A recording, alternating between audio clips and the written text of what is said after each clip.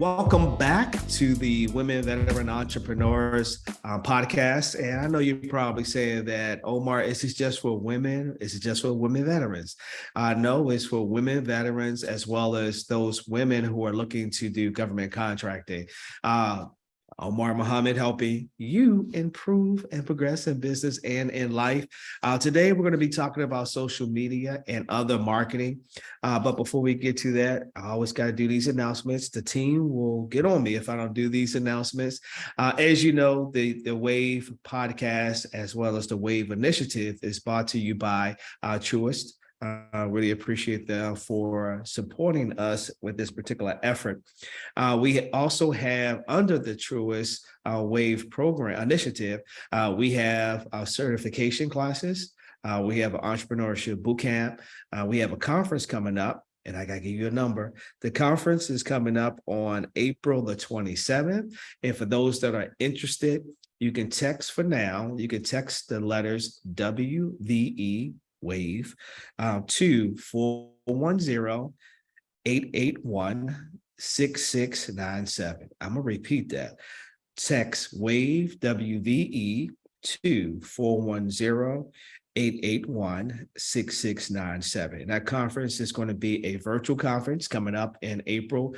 Last year, I can say this last year now because we're in a new year. Last year's event was really great. You know, we had over 200 something people and really talked about contracts, connections, and I forget the other one, but I'll get it for you. But it was a great opportunity for women to network as well and to receive some resources from some of the government agencies, local as well as on a federal level. So that's coming up as well. We also have some specialized webinars. So stay tuned. You know, you can always go to our website at EDAC, that's EDAC, Morgan.com, to learn more about what we're doing with women veteran entrepreneurs, as well as those women who are looking to do government contracting. We also are on we have an Instagram page. We talk about social media.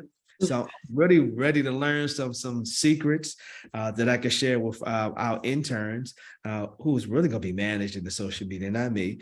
So we're at WAVE Podcast, just WAVE Podcast. So with that said, I'm going to bring the two, I was going to say contenders, but no, two individuals, the experts, you know, who are really keen to social media. So I'll start off with Stephanie Chen. She's with Fearless. Hey, Stephanie, welcome to the WAVE podcast. Thanks, Omar. Appreciate it. Happy to be with y'all today. All right, good deal. And we have my good friend over there, Tiffany Lyman. And Tiffany, you have so many different companies. I still remember Tiffany at Nice. Is that the one? Yes. Yeah, she's a billionaire. Yeah. So Tiffany, nice. You know, so with that said, as you all know how this goes, you know, it's a roundtable discussion providing tips and strategies for you, those individuals who are looking to get started, those who are already in business, and those who are looking to do for today social media. So I'm gonna step away and I'm gonna listen to what you all are saying about social media. So the floor is yours. All right. Thank you. Omar. Well, happy to provide another introduction and a little bit more context around my background. And then Tiffany, I would invite you to do the same. So Stephanie Chin, she, her pronouns. I'm the Hutch program manager at Fearless. Hutch is a Baltimore-based 24-month business incubator program specifically to help folks enter the government contracting market. So kind of think of it as we provide you with the blueprint and the peer-to-peer support, the mentorship, the coaching that you need in order to be able to build a successful, scalable government contracting digital services company. And we have a specific focus in helping minorities and women entrepreneurs, groups that have historically been underrepresented or marginalized. So happy to be with y'all today. All right. Awesome. So yes, I'm going to have to learn more about your program as well. So my name is Tiffany. My company is Tiffany Ignites, and I work with mostly small business owners, helping them to use digital marketing to grow their business. I've been working with small business owners since I've been an undergrad, which is where I met with Omar. I used to work at EDAC as an intern when I was at Morgan in undergrad. And so it's something I've been doing for a really long time.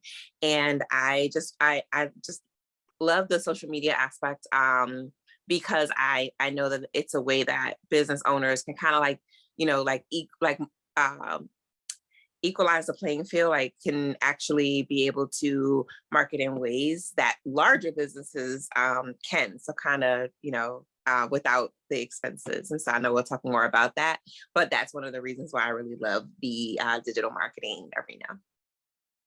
Yeah, that's awesome. I'm definitely going to have to pick your brain about all things digital marketing because we have been doubling down on ours over the past couple of years because we live in such a digital age, but people also get inundated by information from companies. And so would love to hear more about that. And, at least our point of view on social media is that social media is really the tip of the content marketing iceberg. And so we view it as being really an extension of your communications, your marketing, your business development, and sales units within the company instead of separating it out as kind of its own standalone or siloed aspect of your work. Do you kind of feel the same way? Yes, I know so sometimes depending on the type of business, there are businesses I know that like primarily might use just social media. So for example, if the business is like a coaching program, right? A small business coaching entity, they might not have any, let's say, when I say physical marketing, like they might not be sending out mail or doing other things, right? So they might have, maybe they're doing networking, or maybe they're sponsoring programs as part of their marketing program, but they might have digital marketing as being the kind of sole area of what they are doing. So it really just depends, I guess, on the business and how they are wanting to utilize, like where their people are. Yeah. If you're, marketing to people that are international, then probably the main way that you're going to be doing that is going to be digitally. Yeah, absolutely. That's such a good point because I feel like folks think that it's a one size fits all approach of, okay, well, I have to be on social media because I see other folks on social media. And it's really about figuring out where your audience lives. So if it's social media, that's great, but it might be other mediums as well. I mean, we do a lot of different things in terms of our marketing, depending on our audience and who we're trying to reach. So social media is one of the things, but, to your point, we're also sponsoring events, we're speaking at conferences, we're putting thought leadership out through our PR, we're doing email marketing, so social media is just a fraction of that. Yes, definitely. And then, like you mentioned, you want to make sure that you kind of know where it fits into your ecosystem, right? So like you have your social media marketing, but what is it leading towards? And so the main thing is like having a strategy. So the one part, like we just mentioned, is knowing where your customers are. Like social media, there's so many different types of social media, right? You have like LinkedIn, you have Instagram. And so a question that people ask a lot when I'm like doing consultations is, which one should I use, right? And my answer is like, I don't know. Where are your people, right? What are you trying to tell them and where are they? And then once you kind of figure out like where you want to be, it's then the question is, where do I want to bring them, right? So like maybe it is, I'm bringing them to my homepage, I'm getting their email address so that I can now use my email marketing, like you were mentioning, right? Or am I bringing them to my event so that I can then educate them? So what are you trying to do versus it's not just like, oh, I'm just on social media just to be on here. What is the goal once you're building that brand awareness, where do you want to send them? That's so like what you were saying is kind of like knowing what happens next. Yeah, absolutely. That goal and that strategy to get there is so important because it can be really tempting to just throw all your resources at social media and then you don't end up seeing the results that you were Right. hoping for, right? And especially like for government contracting, a lot of the time companies are like, well, I don't really see the value in putting social media content out there that way, because it's not like government's going to see an Instagram ad or, you know, some reel that you put out there and then give you a contract, right? Like we know that the Right. buying cycle doesn't work like that. So I'm curious if you've also worked with a lot of small business owners who feel that frustration of, you know, I'm putting stuff out there and I'm just not generating results. Right. And so it's knowing what the results are that you're looking to generate, right? So what I would say, especially if you're doing something that's more like B2B or government contracting, right? Where to your point, it's not like, you know, they're like, oh, let like the procurement office is like, let me go on to TikTok and see who's dancing the best today, right? But what can happen is that as people are vetting companies, aside from, of course, what you're sending them, like the information that you're sending out to them about your capabilities and all those things, but when people that are actually looking to see like who you are, who your company is, that's where what you've put online can definitely help to boost, you know, what you do. So some platforms, you know, depending on how your profile is set up and all those things, can become searchable content on like Google. So for example, if you wrote, like, let's say like your company is about construction, and maybe you wrote an article that just talks about like post-COVID construction something, right? And that is something that now becomes searchable content, right? So it is something that you put on social media, but it is also searchable. When people go online and they look up things, it's like, what's your website? But then also some of the content that you put online can also become searchable content.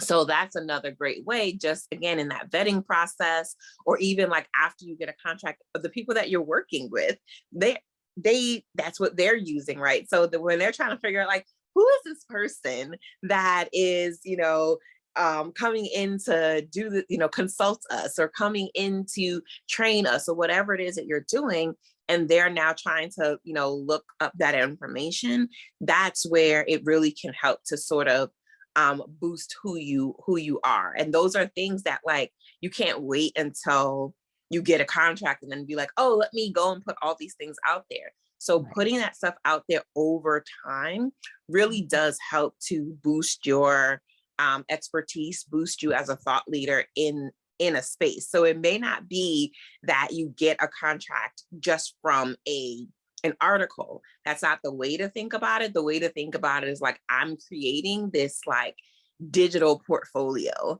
that people can look at later and be able to see that, wait, I didn't just show up yesterday. There's stuff that I've been writing and putting out there over time that shows my expertise.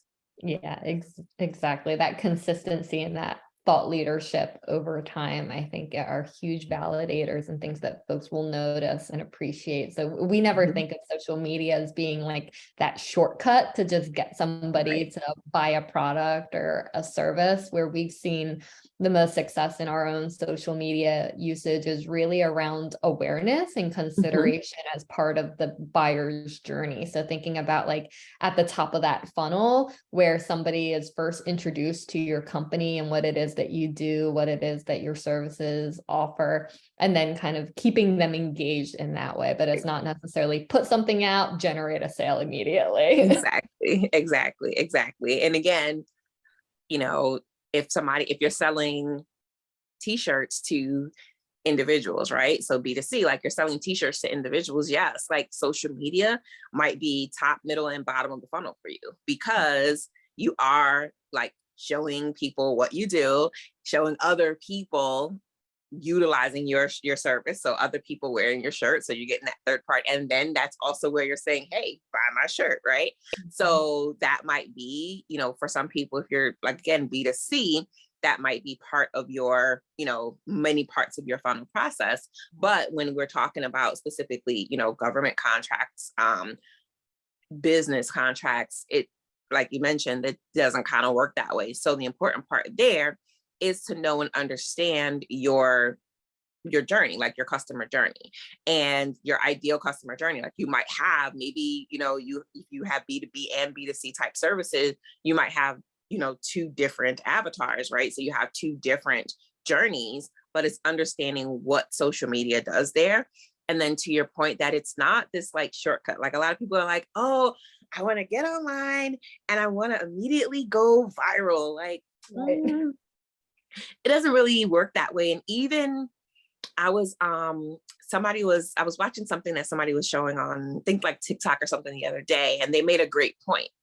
And their point was that going viral doesn't necessarily lead to money, because it's not the viral video of someone dancing or the viral video of a joke that they're making or something like that.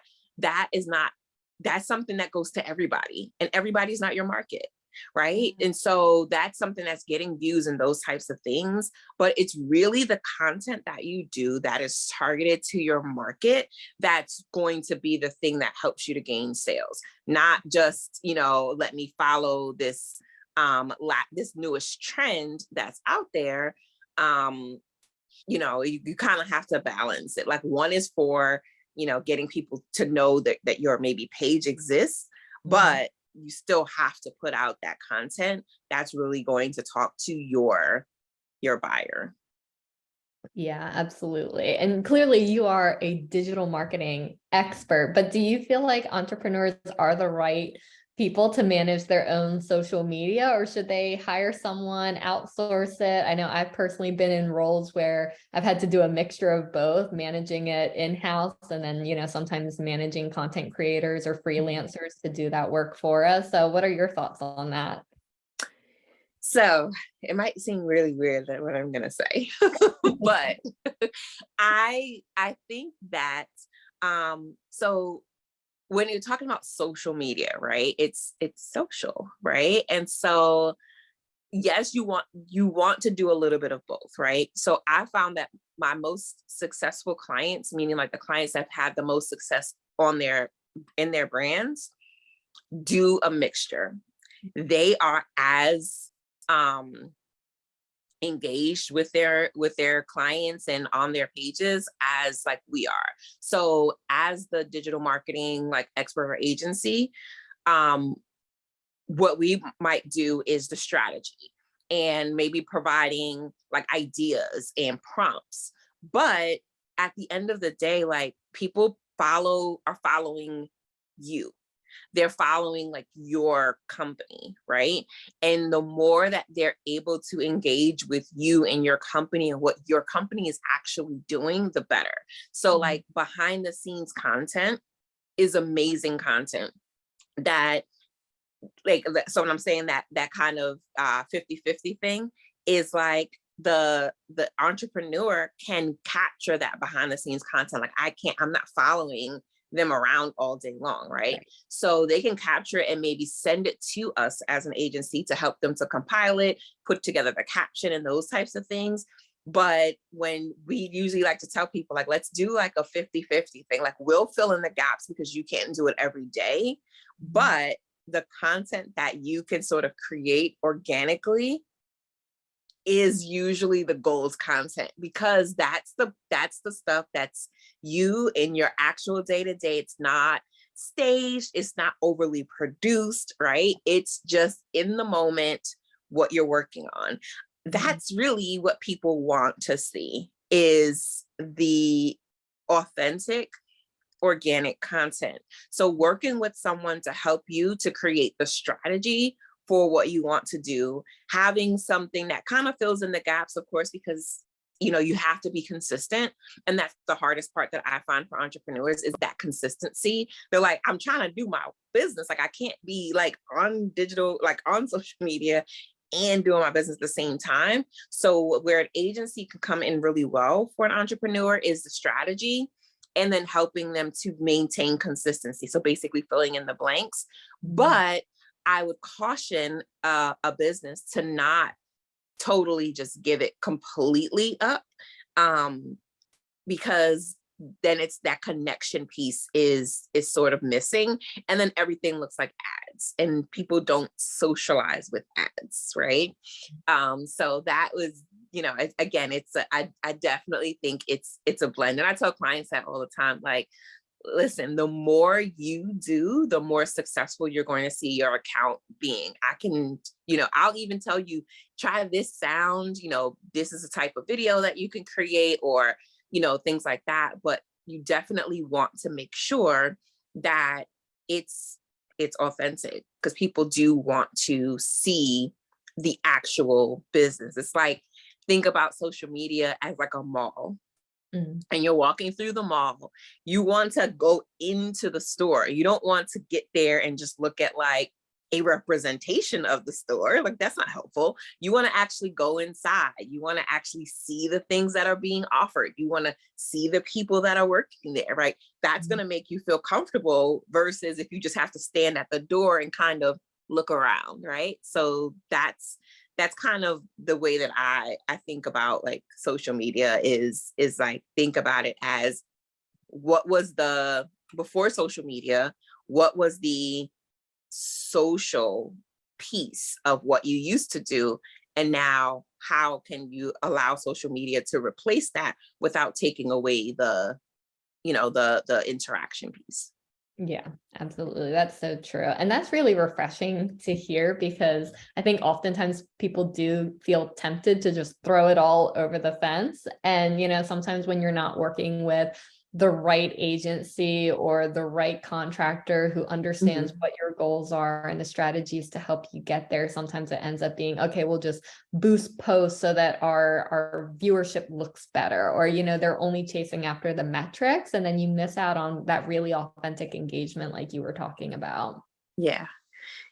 And or they buy followers, and it's like, just to make the account look great, but it's like, then you look at it and you see there's no engagement. Because I mean, if you buy followers, there you have the numbers there, but if there's no engagement, that's not it. So that's the other thing I would definitely want to, remind people, is like, don't get distracted by other people's numbers, right? Because sometimes you just don't know how they're getting those numbers, and it could be authentic, it may not be, but it really doesn't matter. What really matters is, am I reaching my audience? If you have a small number of followers, but like 70 to 90% of those followers that you have are actually your market, that's what you want, versus having this huge number of followers and only 5% of those people might actually engage with you or refer your content or even look at your content, right? So really, you want to pay attention to not just the raw numbers, but it's the quality of those numbers. And again, making sure that you're in the right place, right? If you want to focus on businesses, you may never need to be on Instagram or TikTok. Maybe LinkedIn is all you need, right? So it really just depends on, again, who your audience is, and just making sure that you get that quality engagement. Higher than the followers is going to be the engagement that you get. Yeah, absolutely. Not one and the same, right? Followers versus engagement, not the same thing. Not at all. Not at all.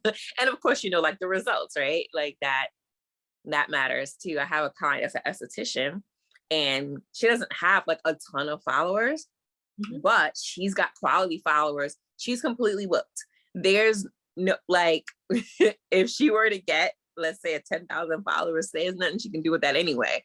But we did a really good job making sure that she's an esthetician. She can only work with people in her market, like in her geographical area. So us trying to get people internet, like, for what? She can't do anything with those people. And so it was very intentional, the marketing that was done, ads, everything was intentional. So even though she doesn't have like hundreds of thousands of followers, it really doesn't matter, because she is able to reach the goals that she has, which is filling up her calendar. And being able to sort of be the go-to person in her market for what she does. So it's like, yes, look at numbers to see the trend of things, but more so look at what was our initial goal of wanting to be here, and are we reaching that goal using social media in the place that we have. Like you said, if you have other types of marketing, great. So is this social media doing what it's supposed to do? Not looking at like, oh, but I don't have 100,000 followers, right? Unless you're trying to be an influencer, like you don't really need that. That's a different podcast to come, right? Totally different podcast, right? Yes. And even with trying out content and figuring out what has resonated best with our audience, it's definitely been trial and error to figure out. Like, now that we've kind of tried a lot of different things, we figured out that what our audience cares most about is seeing what our incubator companies are doing, see what our success stories, our wins are, right? Like, kind of validating the program, the business incubator program. And then also like thinking about what are some free content, free information that's part of our network, our curriculum, within our resources that we can just give out to people, right? So it's not of, oh, you want access to these things, you need to buy into a 2-year incubator program, but there's free content that we put out there to help folks along their journey and move them down that funnel. And I think at the end of the day, people love feeling that human connectedness. They love being able to see other people win and to be like, oh, there's a community of folks that I can tap into. Right. It's not just me. Right. Yes. And that's great. That people like to see that third party information. And then, like you said, a taste of what you do with those resources is also great. Yeah, I had to stop because I came on. Oh. but I do have, let me throw something out there. I did ask the question about the entrepreneur, because with my schedule, I'm trying to do it all. I want to do social media, I want to do all the events, and I know I can't do that. So we engage with interns. Now, here's the thing with interns. I don't know if you all work with interns. So the interns are going to use their social media to get the likes. I'm like, no, don't use your social media unless we're working with students, but if we're working with other folks, no, don't use yours to kind of do that. And just listen to both of you, I think they need to tune into this podcast. I appreciate that. Yeah. And any final thoughts, and I want to give out your contact information? Yeah, absolutely. Well, so y'all can find me at schin@fearless.tech. And if you want to give us a follow on social media, we are, of course, on LinkedIn, and then also on Instagram at Hut Studio HQS. So that's where you can find us on social. All right, get that out again. So that they can. Absolutely. Email is schin@fearless.tech. And on social, we're on LinkedIn, Instagram, Facebook, but you can find us at Hut Studio HQS. All right. Good deal. Thank you, Stephanie. Tiffany. Yes. So email is tiffany@tiffanyignites.com. And then on social, you can find me at so myself, I am on there as Tiffany Ignites, so you'll find me on Instagram as that.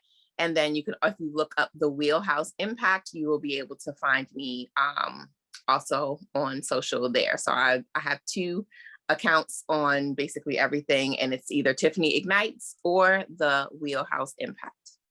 All right, good deal. And you both said something too, oftentimes people want to have all these followers and likes and all that. For me, I'm not the expert in social media, and I always suggest to them that, hey, if it's not turning into revenue or some type of engagement, then they can have as many people as they want. And I'm just hearing, just the dialogue that you two had today was really interesting, and entrepreneurs can begin to use this because they are fighting for, hey, I got to have 10,000 followers, but you made a good point, Tiffany. If you're a local based business and you're doing all the work, you're the technician, then you can't possibly reach out to individuals internationally or in another state. If Right. you're Or what can you handle, right? or what can Just you make sure, make sure that what you're putting out there is what you can handle. I don't know if you saw, it was like past week, there's this pizza place in Vegas, and there was a very viral food critic that came to the place, and they were like, we have amazing food, we just suck at marketing, right? And if more people knew that we existed, like, we'd be better.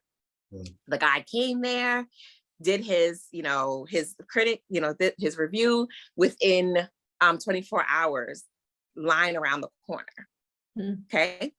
But after 4 days of that, they had to shut down for a day because they had no capacity to so it's like, yes, everybody wants this viral whatever, but it's like, make sure that you can handle whatever it is that you're putting out there. So, I mean, that's not the usual case, but they went viral, and now, like, they're trying to hire quickly and make sure that their product, their food, has the exact same quality that it had when they were small, family owned, and when they were reviewed, right? And so it's that game of making sure that, I want this next thing, but does your business have the foundation to sort of handle this? If that happened overnight, you woke up tomorrow morning and had 100,000 followers, like, are you going to be able to produce? So many businesses have actually imploded because they were seeking for the viral without working on the business. They got the viral and the business couldn't handle it. So that's definitely another piece of it, is to make sure that you're working on everything, not just trying to have some viral content. Absolutely. All right. Well, I'm gonna go back and re-listen to this. Some great resources again from Stephanie Chen and Tiffany Lyman. Really appreciate you. More information can be found on our website at edacmorgan.com. That's EDAC Morgan.com. And don't forget, our conference is coming up on April the 27th. Make sure you get registered for that. Until we see each other again, continue to improve and progress. Peace. Thanks, y'all.